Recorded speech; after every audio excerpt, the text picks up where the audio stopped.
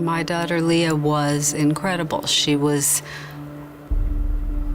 the life of our family. As I look back, when you see pictures of her and video of her, her spirit just comes through. She was alive.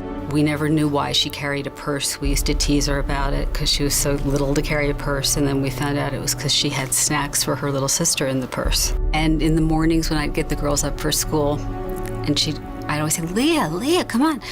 No, Mom, I'm so tired. And I'd go in her room and I'd pull off the cover. She'd be all dressed, her hair would be in braids, you know, she'd just be messing with me. But that's who Leah was. She just, she was remarkable.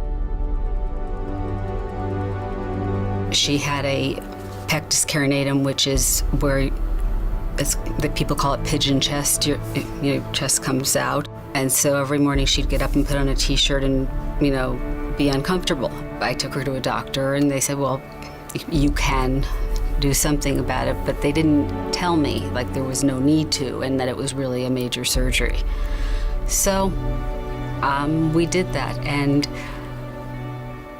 a lot of things went wrong that day. So we went to the room, and she was on an epidural for pain.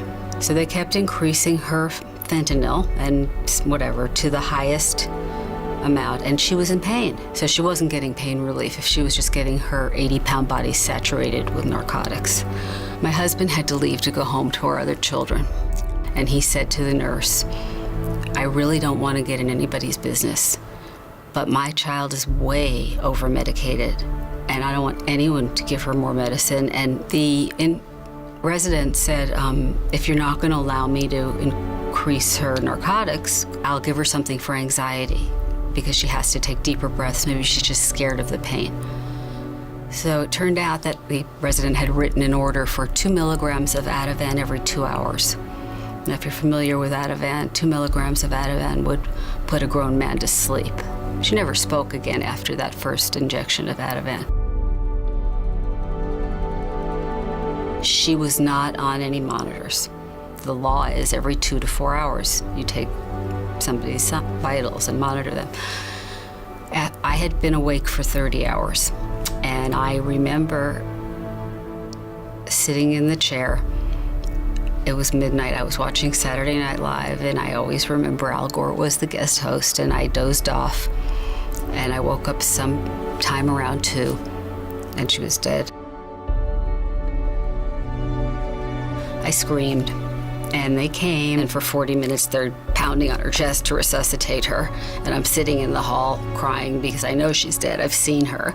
And I called my husband to come back, and I have a memory of my husband walking down the hall of the hospital, and I was sitting on the floor, and I looked up and I said, Leah died.